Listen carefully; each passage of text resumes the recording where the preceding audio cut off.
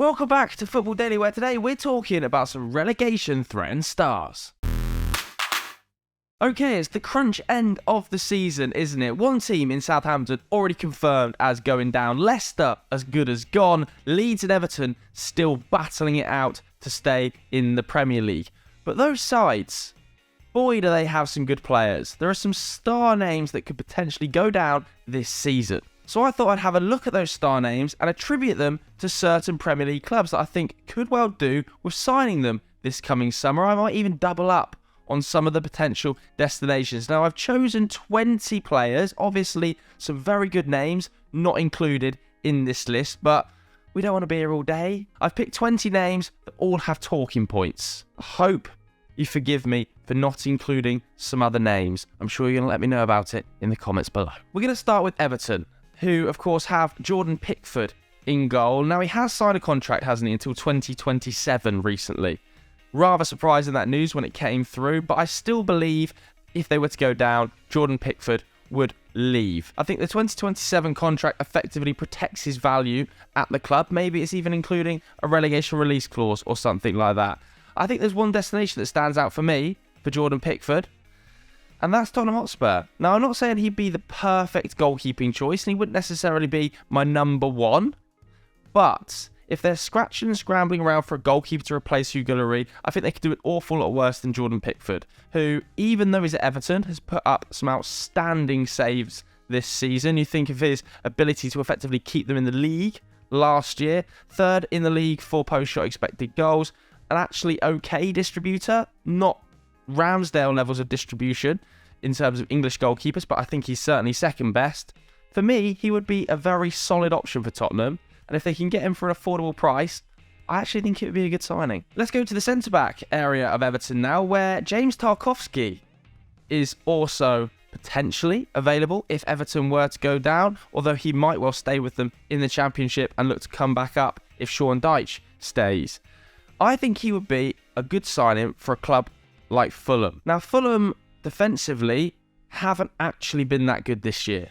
If you look at their numbers on paper, fine, but Bernd Leno has saved them time and time again. By expected goals against, they are one of the worst sides in the league by a distance. And I think Tarkowski could certainly remedy some of those issues. You look at the four names on their books. Tim Ream starts pretty much every game. I think he would be an upgrade on Tim Ream, Tarkowski. Tosin, then you've got Issa Diop, and then you've got Duffy, who I think was just a 6-month deal when they signed him. I think Tarkowski would be a starter for Fulham. I really do. I know that Tim Ream is a bit of a cult figure at the club, but I think Tarkowski is the better player. I think you could get him for a decent fee, and although he's 30, would add lots to that Fulham side. Amadou Onana, another player I can't see staying with them in the Championship if they were to go down. I'm going to link him straight back to the team that had a £34 million bid accepted back in the summer before he went to Everton, West Ham, who are going to be in need of a central midfielder this summer, of course, with Declan Rice looking to move on. I think Onana would be a really nice fit in that role. I don't think he would be able to be the only signing in midfield because he doesn't have the defensive output of Declan Rice, but certainly has the ball carrying ability. I think he would dovetail quite nicely with Paqueta. You would have to sign a more out-and-out defensive midfielder to partner him, but we've seen what he's able to do at his best in an Everton shirt. He's still only 21 years old. I think this would be a really good signing. Okay, let's go to Dominic Calvert-Lewin. Unfortunate again with injuries this season. Ever since that fractured toe that kept him out for over 200 days, he's just not been the same. Physically, has he? But historically, goal-scoring numbers have been there. He might have only scored 2 this season, but you think back to 2021 when he put up 16. I think the season before that he put up 13. So if you can get him fit, Dominic Calvert-Lewin will score you goals. I think a sensible suggestion for Dominic Calvert-Lewin would be a club like Brentford. Ivan Toney going to be banned for 8 months. I think that he would be a natural sort of, not successor, but replacement and can dovetail with even Ivan Toney. He runs the channels, he's very physical, he brings other players into play, neat finisher inside the box. I think Calvert-Lewin, maybe a couple of seasons ago, would have been pitching way higher than Brentford. Would have been talking, could he replace Harry Kane at Tottenham Hotspur? Could he be Manchester United's number 9? Could he be Chelsea's number 9? I think because of the injury problems and his fitness issues, that's fallen quite substantially. I think a club like Brentford, who are pushing for maybe European football, 8th, 9th in the league, Dominic Calvert-Lewin would be a really good fit. Okay, Alex Iwobi, I also think could get a move away from Everton if he wanted to. And I'm going to suggest Wolves for Alex Iwobi. I think the way Julian Lopetegui has got them set up, he would actually act as a really nice inverted winger come midfielder. I think he'd be an upgrade on the likes of Podence. You know, Sarabia hasn't got an awful lot of game time. He's had injury problems as well. We've not seen Neto come back to the same levels he was prior to his injury. They're also losing plenty of thrust from the midfield. I know that Ruben Neves is via passing, but Iwobi's could be via carrying. I think he would also work well with players like Lamina, Mateus, who want to drive forward with the ball. I'm not saying he'd be a starter every game for Wolves, but he would be able to fill in and he would be able to deputise in a number of different roles.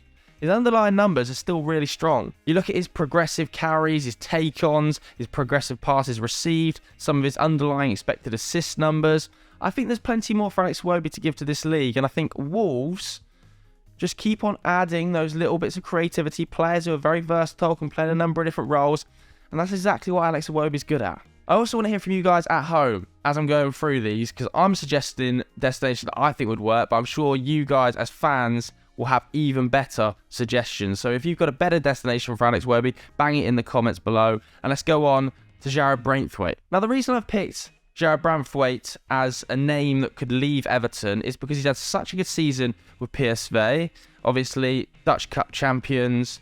He's done well in the Europa League. I don't see him remaining in the Championship. I'm sure Everton would love to keep hold of him, but 6'5", homegrown left-footed centre-backs that are already at the age of 2021 performing on a European stage don't come round every day of the week. Now, I know that Van Nistelrooy wants to keep him in Holland. Don't necessarily see that one happening. I think there's a couple of destinations here.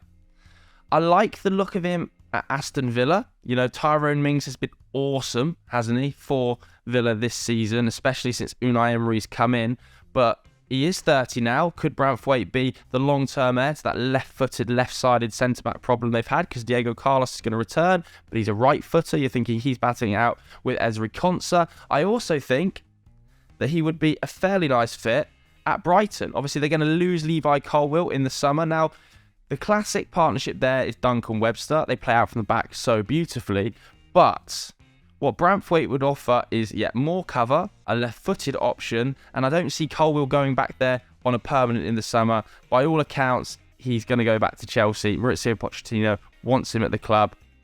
This could be a smart bit of business from a Brighton side who classically do a lot of smart business. Let's go to Southampton then, because they've got loads of assets, even though they're guaranteed to have gone down. Kyle Walker-Peters up first. Yeah, for me, there's two destinations that stand out for Kyle Walker-Peters. The first is obviously Crystal Palace.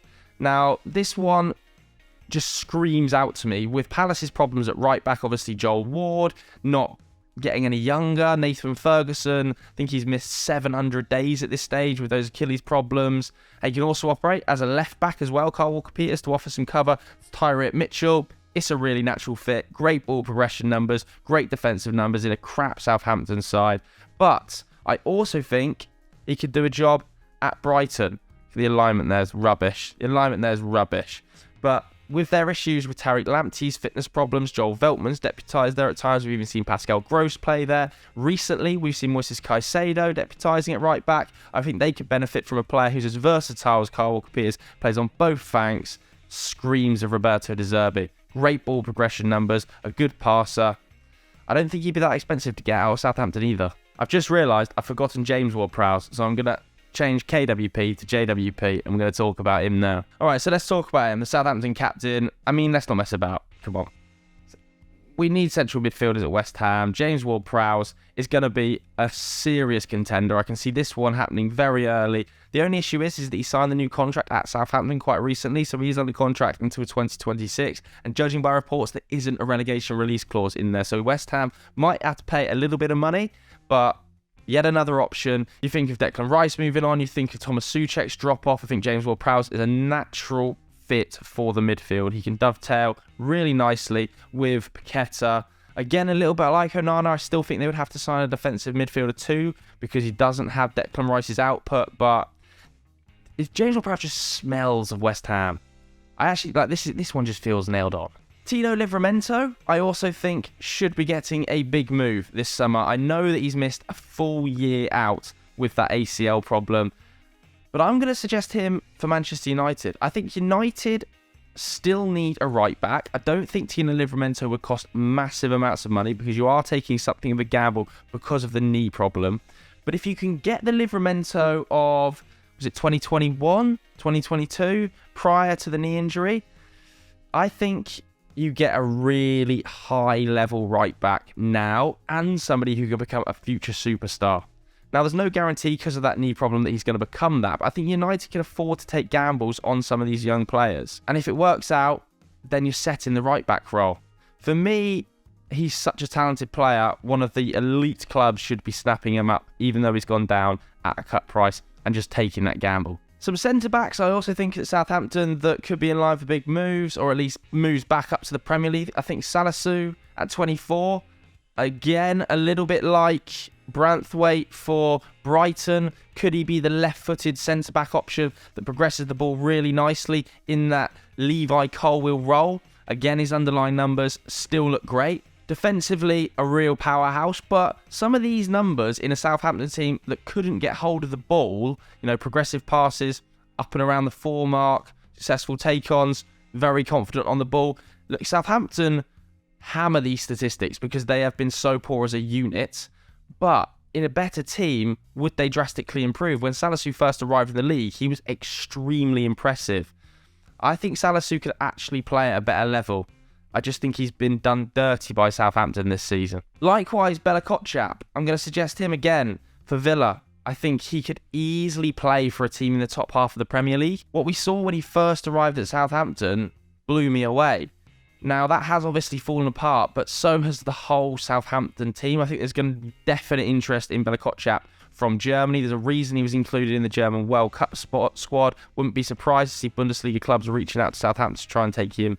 But if Villa could get hold of a player like Bella Kotchap, because they are quite an old defence, Diego Carlos 30, Mings 30, I think Callum Chambers, who's still got maybe a year, 2 years left on his contract, is 28. Ezri Konsa's 25. I think if you could get 21-year-old Bella Kotchap in your ranks, you've got cover for the future, you've got physicality, you've got a player who's really, really intelligent.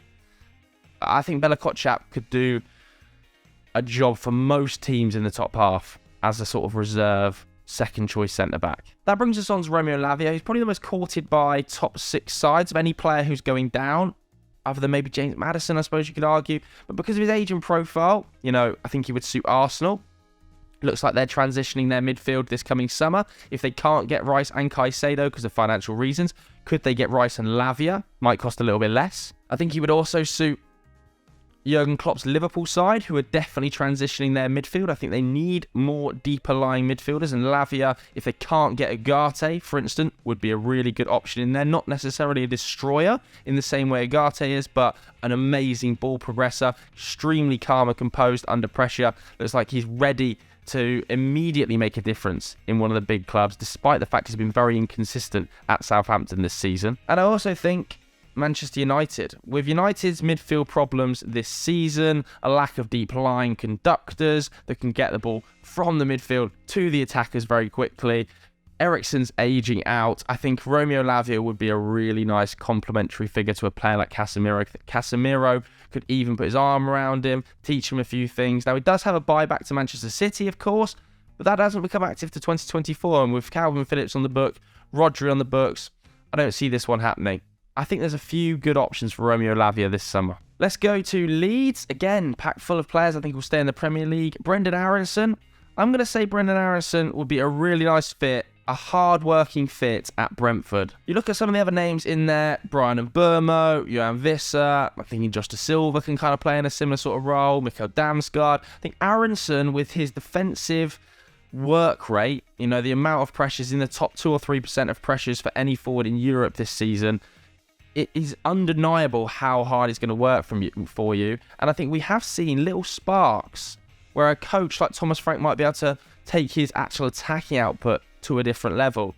Now, I'm not saying it would be perfect. It wouldn't be my first choice if I was Brentford. But a lot of these players aren't my first choices. I want to hear from you guys at home. Where do you think Brendan Aronson would fit in? Maybe it's at a club like Newcastle.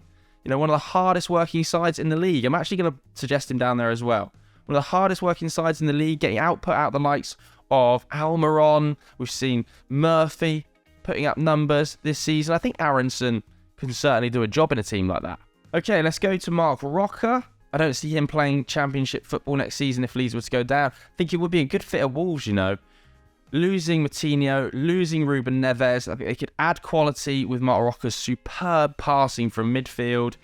That is something they will lose. I know they've got Lamina, I know they've got Gomez, they've got Traore who can play in that deep role, but none of those guys have the ball-playing ability of Neves and Moutinho, and I think Rocker's passing level is still extremely high. Another one of the most coveted players down here, because of his age as well as what he's been able to produce this season, is surely Gnonto. I'm going to suggest Gnonto for Crystal Palace as a potential Wilfried Zaha replacement. Now, Gnonto, for a 19-year-old, first season in the Premier League, has hit the ground running, hasn't he? 2 goals, 4 assists, but very limited minutes, and we've been able to see in moments there is a star player in there. There is a star player, and there's a reason he's capped by Italy already. Superb dribble numbers, take-on percentage off the charts. He's got that physical stature despite being so low. He's really strong. I think it would be a nice front line, wouldn't it, man, if you could put Willy Gnonto out on that left-hand side to replace Wilfried Zaha if he was to leave. Elise on the right, Eze in the 10. God, that would be fun. Okay, let's go to Jack Harrison, who, again, I think should be staying in the Premier League. And another player I really struggle to place. What do you guys at home think? Where would you put Jack Harrison? I don't know. It's a difficult one for me. I think Bournemouth wouldn't be the worst fit. I think, you know, Ryan Christie's got 30 appearances this season. And he's put up, 1 goal, 1 assist. I think 20 of those have been starts as well. I think Jack Harrison would be a better option out on that left-hand side. But then you've got to look at the players they bought in that January window. You know, they've still got Jadon Anthony up there. They've got Semenyo, Tavernier, Dango Ouattara, of course. Philip Billingham playing the 10. I just think Jack Harrison, every time I watch him, he looks so technically good, so technically secure. Could also be an option in that Crystal Palace role to replace Wilf Zaha, but doesn't have that X factor that Gnonto has this season. I'm torn with Harrison. I'm torn with him. I want to hear from you guys at home. Destinations for Harrison, please, because I'm really struggling. As for Tyler Adams, again, plenty of destinations for me. I think potentially Brighton, if they do lose Caicedo. He's an extremely combative midfielder. You think of those tackles and interception numbers, absolutely superb, even amongst Premier League level. I also think potentially Nottingham Forest. Like, I know they brought Danilo in, and they don't necessarily need more signings, God, but Ryan Yates has got so many minutes this season. I think of the likes of Kouyaté in there, getting minutes. I think Tyler Adams would immediately be their best defensive midfielder. Could you pair him with Danilo, who's played slightly more advanced in recent weeks to lots of success under Steve Cooper? I don't know. Nottingham Forest fans, I want to hear from you guys, but I think Tyler Adams, Brighton, Forest, potentially even Brentford in the deep line role to try and take some pressure off of Norgard in there. He's a really good player, Tyler Adams. I love his attitude. He just is an absolute battler. That brings us on to Leicester, where we've got Harvey Barnes. I think Harvey Barnes would be a great signing for Tottenham. I think he's an underrated player. Was it 12 goals, 1 assist this season, playing in a crap Leicester side. But with Son aged 30, I think they need a bit of cover for him. Somebody can take the burden off him in that left wing slot. Can't be asking him to play every minute of every game. I think he's scored 10 goals this season in the Premier League, but he is 30. I think Harvey Barnes can offer creativity, he can offer drive from midfield, he runs in behind, he's homegrown. They both put up a similar amount of non-penalty expected goals and assists this season per 90. I think it's 0.4 Barnes, 0.5 Sonny. Would he cost bucket loads? Probably not. Yeah, for me, at just 25 years old, I think Barnes would be a good fit for Spurs. I think he wouldn't also be like, I want to start and demand to start every single minute. He could kind of rotate with Son, which is hard to find. That brings us to Yuri Tielemans, doesn't it? Who's out of contract in the summer. And I'm surprised I haven't seen more links between Tielemans and other top Premier League clubs. Like, would Tielemans not do a job for Liverpool in the midfield? It wouldn't be the perfect midfielder for him, but on a free transfer, still fantastic ball progression numbers, an underrated defender. You know, for Manchester United, for instance, I feel like this is as a free transfer, quite a natural fit, quite a natural heir to Christian Eriksen. Similar sort of ball progression numbers, not as creative around the edge of the box, but a much better defensive player in transition. I don't know, for free, let's say the Rabiot deal doesn't happen, I don't think Tielemans would be a terrible option for Manchester United. Those two sides could both do an awful lot worse. And that brings us to James Maddison, who would obviously improve every club on the list. You know, we could stick him straight in Newcastle, where he's heavily linked. I think that would be a great signing for Newcastle. It would add something to the squad they don't currently have in terms of creativity from the midfield. I also think he'd be a really nice fit at Manchester City. You know, with Bernardo Silva potentially leaving, if not this summer, maybe the summer after, with Ilkay Gundogan and his attacking output potentially leaving this summer, if not this summer, the summer after. I think James Maddison, under the right coaching, which he would care at thanks to Pep Guardiola, could be an absolute superstar. I mean, we can have a look at his sort of midfield versus numbers, and he can play both as a wide man, but he can also play in a midfield three, as we've seen at times. And when you've got as much of the ball as Manchester City, you dominate games so easily. I think players that are creative can play in the midfield. That's why we've seen Bernardo Silva be able to play as a midfield three. We've seen Ilkay Gundogan also play as a midfield three. Kevin De Bruyne operate in there. You know, these creative numbers are not normal. Especially not normal in a Leicester side that just have been all over the place this season. They've had no cohesion. Even these progressive numbers, they're monstrous. This is the problem. You know, the defensive output isn't there, but I think it could be coached. I don't think he's a lazy footballer, James Maddison. There's a reason that Eddie Howe wants to take him to Newcastle. And yes, it's obviously the creativity, but it's clearly that he thinks he will work hard enough in a Newcastle team that work harder than anybody else in the league. You know, Man United, I'd take him 100%. Even Arsenal. You know, we've been talking potentially over the last couple of weeks about attacking midfielders being added to that squad to supplement Ødegaard, Mason Mount being linked. I mean, Madders being able to cover Saka on the right, attacking midfield roles. Tottenham, obviously, he could easily get into every club here. Seriously, I think he actually would be available to every single Premier League club. Alright, so that was my placement of some relegation stars into teams. As I said throughout the video, I want to hear from you guys at home. Where else could these players go? What clubs do you want to see them join? Let me know in the comments below. If you enjoyed this video, please do hit the like button, hit subscribe. Thanks very much for watching. We'll see you later. Goodbye.